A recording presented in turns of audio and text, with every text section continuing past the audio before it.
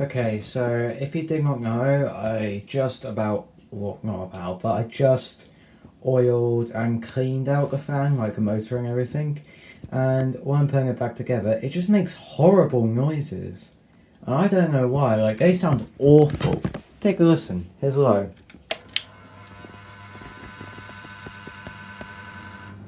Does anyone know what's causing that?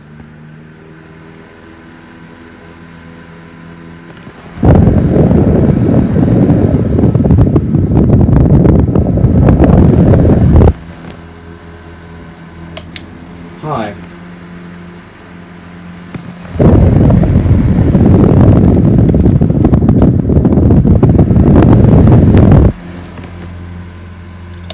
And off.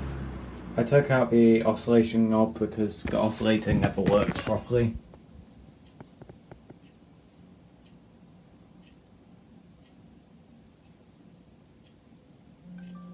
Oh, I'm getting a pull. Hold on, I will just mute that real quick.